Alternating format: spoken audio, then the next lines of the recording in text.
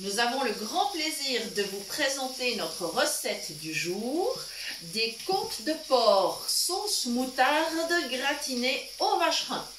Voilà, bonjour les amis, comment allez-vous? Bienvenue sur notre chaîne Cuisine pratique pour les non-voyants, mais bien sûr sur notre chaîne, tout le monde est bienvenu. Voilà, alors pour cette recette, voici la liste des ingrédients. Il faut une côtelette ou côte de porc par personne. Il faudra un petit peu d'huile pour la cuisson de la viande, du sel, du poivre, de la moutarde, du vin blanc. Voilà, ça c'est vraiment pour la recette. Et ensuite, bien sûr, le vacherin. Nous, on a du vacherin fribourgeois, mais vous pouvez tout à fait utiliser un vacherin de votre région qui servira donc à gratiner. Voilà, au niveau de la garniture, vous mettrez ce que vous voulez. Pour nous, il nous reste du risotto aux aubergines que j'ai fait hier et donc j'ai du poivron. Alors j'ai décidé de couper un poivron en deux, d'enlever bien sûr les pépins et la petite membrane à l'intérieur et je vais simplement farcir mes deux demi-poivrons avec du riz. Pendant ce temps, mes côtes de porc sont en train de cuire. Je ne vais pas prolonger la cuisson trop longtemps étant donné que la cuisson se terminera au four. Voilà, c'est une recette qui est sans gluten et qui est quasiment sans lactose, étant donné que le vacherin est un fromage qui en contient relativement peu. Alors, à moins que vous ayez une intolérance au lactose très sévère, vous n'aurez pas de problème à réaliser cette recette. Ou alors, essayez de vous reporter sur un fromage sans lactose. Voilà, il faut que j'aille tourner mes côtes de porc. Et là, c'est facile. J'ai deux spatules. Voilà, donc maintenant je repère dans la poêle où est la viande. Évidemment, je ne le fais pas avec les mains. Je passe une spatule dessous. Alors, il faut que je tienne la poêle quand même pour que ça se décolle facilement. Voilà, voilà, c'est super. Et maintenant, j'ai une spatule en dessous et une en dessus. Voilà, si elle veut bien se décoller, oui, c'est bon. Et je tourne, très facile. Je fais la même chose avec la seconde. Voilà, ça se passe très très bien. Voilà. Alors nous, on en a deux, étant donné que nous ne sommes que deux à table aujourd'hui. Évidemment, il vous faut une côte de porc par convive. Voilà. Voilà, la seconde. Si elle veut bien se laisser tourner également. Mais oui, elles sont dociles. Voilà. Voilà, très bien. Et la cuisson se poursuit donc tranquillement. Voilà. Je me permets de faire un petit peu de pub pour notre boucher, donc la boucherie du Mouret, parce qu'il a vraiment une qualité de viande formidable. Voilà. Et donc c'est toujours important, en tout cas si on veut de la qualité, d'acheter local, quitte à consommer de la viande moins souvent, mais vraiment d'avoir une viande de belle qualité et bien sûr issue de filières respectueuses. Pour nous, c'est très très très important. Voilà, pendant que ça continue de rôtir, eh bien, je vais aller chercher une cuillère à soupe. Ah non, c'est bon, elle est dans ma casserole déjà, parfait. Je vais prélever le riz et je vais farcir mes demi-poivrons. Ça, c'est extrêmement facile à faire. Et mes poivrons, alors ils sont bien mûrs. J'ai choisi des poivrons bien mûrs. Et la cuisson, donc, se fera dans le four. Je n'ai pas besoin de les pré-cuire. C'est pas du tout nécessaire. Voilà. Alors, mettez la garniture que vous voulez. Hein. Que ce soit des légumes, un féculent, riz, pâtes, pommes de terre. Ce qui vous fait plaisir, c'est votre choix après, hein, selon vos goûts. Voilà, il va me rester du riz, mais ça n'est pas grave parce que je le mettrai dans le plat à côté des poivrons et de la viande. Voilà. Et comme ça, la cuisson va finir dans le four. Voilà, ça sera vraiment très très facile. Alors, je vais aller me laver les mains, c'est nécessaire. Voilà. Nous allons faire une petite pause, le temps que mes côtes de porc finissent de rôtir. On se retrouve dans quelques instants pour la suite. Voilà, c'est reparti. Il y a moins de bruit. La viande a fini de rôtir. Alors, ce que j'ai fait, avec une fourchette, parce que c'était beaucoup plus facile, j'ai piqué mes côtes de porc et je les ai transportées dans le plat de cuisson qui ira au four. Ensuite, j'ai mis du vin blanc dans ma poêle. Je suis en train de déglacer ma sauce. Et si vous entendez la spatule qui frotte sur le fond de la poêle, eh bien c'est parce que je veux décoller les sucres de viande pour que ma sauce en profite. J'ai ajouté 2 cuillères à soupe de moutarde et donc je vous conseille une cuillère à soupe de moutarde par personne. Voilà, ça vous donne un petit repère, une petite idée. Je vais mettre encore une toute petite goutte de vin blanc pour que ma sauce ne soit ni trop épaisse ni trop liquide. Voilà.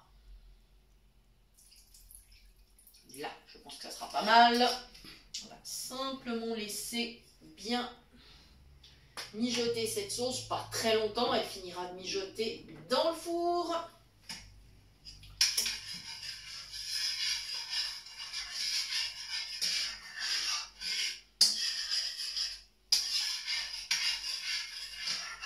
Voilà.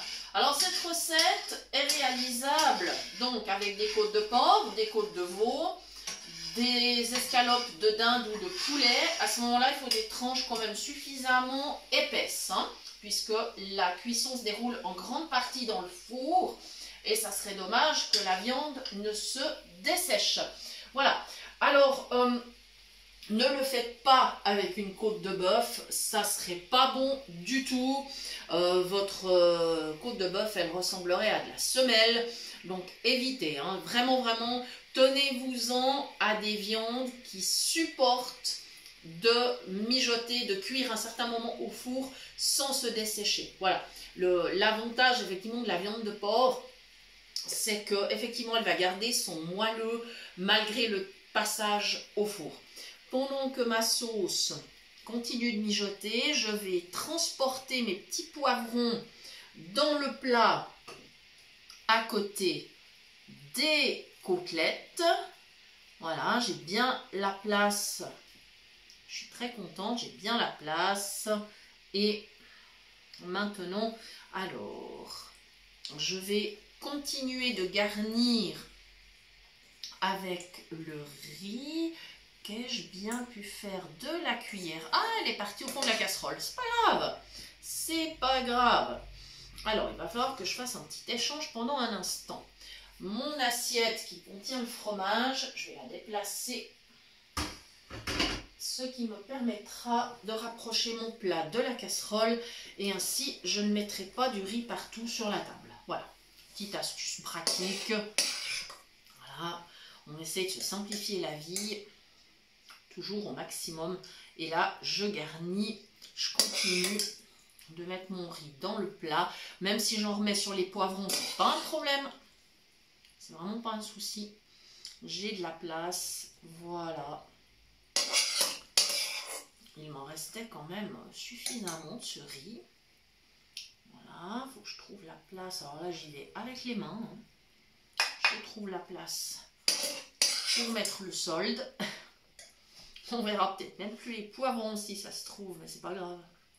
Ah si, quand même. J'ai encore la place. Voilà. Je suis en train de garnir mon plat.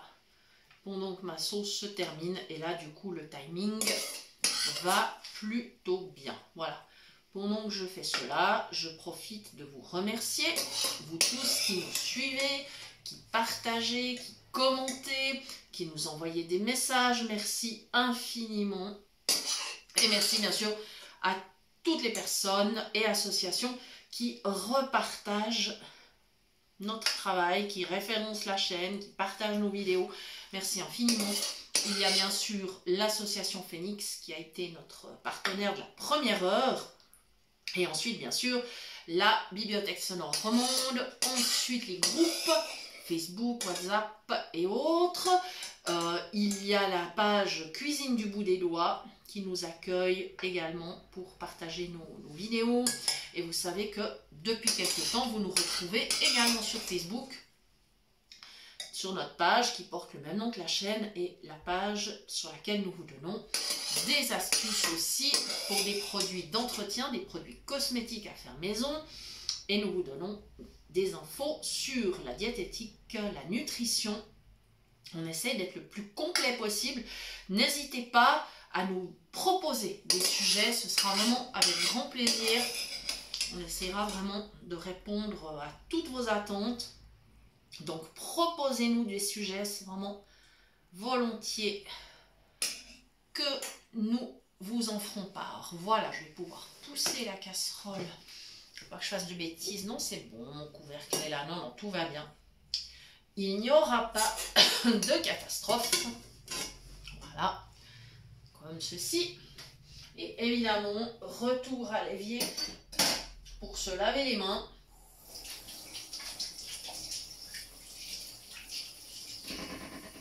Voilà, voilà. Maintenant, je vais reprendre ma poêle. Et là, il va falloir que je me concentre quand même. Alors, ma sauce a une consistance qui me va plutôt bien. Voilà. J'ai mis également un tout petit peu de sel, mais peu, hein, parce qu'il y a déjà la moutarde qui contient du sel. Et il y a bien sûr la moutarde qui en contient. Voilà, et le fromage, pardon. Oui, je vous dis des bêtises. Et je vais poivrer, mais à table. Alors, attention. Là, on va essayer de ne pas faire de bêtises. Donc, j'arrive avec la poêle au-dessus de mon plat. Je me positionne au-dessus de mes côtelettes. Voilà. De toute façon, si je ne fais pas juste, mon mari va crier. Hein, ça, vous pouvez compter sur lui. Hein. Ce qui me rendra bien service d'ailleurs. Voilà. Je racle la sauce. Le but étant de mettre la sauce sur la viande, évidemment, et pas sur les légumes. Bien qu'ils vont en profiter forcément, puisque la sauce va se répartir quand même dans le fond du plat. Ça y est, ça partira à la vaisselle tout à l'heure. Dernière étape. Un petit peu plus loin le chou. La casse. Ah, d'accord. À l'intérieur, voilà. Ok, merci. Vous voyez, hein, je vous ai dit, dès que ça va pas, il le dit. Mais c'est très bien, c'est très très bien comme ça. Bon. Je vais récupérer mon fromage. Voilà. Alors, qu'est-ce que j'ai fait du petit couteau? Je pense qu'il est sur la plonge. Et ben voilà. Et j'ai un morceau de vacherin. Et maintenant, je vais faire mes petits morceaux, des petites lamelles, que je vais répartir. Alors, je vais les répartir un peu partout. En priorité, bien sûr, sur la viande. Ça, c'est clair. Mais évidemment...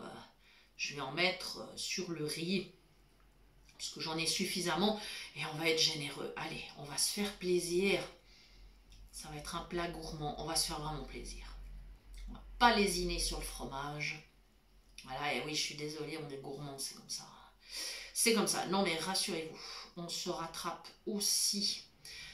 Heureusement qu'on ne tourne pas les vidéos tout le temps, ce qui nous permet d'être aussi plus raisonnable et de faire des repas plus léger. Mais là, le but, c'est de vous faire plaisir avec des recettes bien gourmandes. Ce soir, par contre, je peux vous dire que ce soir, ça sera juste des fruits. Voilà. Parfois, c'est un potage, parfois, c'est une salade. Voilà, le soir, on est rudement raisonnable. Il faut bien compenser. Hein. Sinon, ça ne serait pas possible. Voilà. Bon, et bien, ce plat, il partira en cuisson à 200 degrés dans le four, jusqu'à ce que ça soit bien gratiné, c'est-à-dire environ 20 à 25 minutes. Et c'est pour ça que je vous disais tout à l'heure, il faut une viande qui supporte la cuisson un peu prolongée. Voilà, vous ne pouvez pas le faire avec une viande qui est fragile, parce que sinon, Vraiment, vous aurez de la semelle et ça sera pas bon. Voilà, je vous rappelle également que vous pouvez toujours nous écrire à l'adresse suivante cuisinepratique@mail.ch et que nous vous répondrons avec plaisir. En général, le délai est de 2 à 3 jours. Voilà, à très bientôt les amis, merci de nous avoir suivis et à très bientôt pour de nouvelles idées cuisine. Bye bye!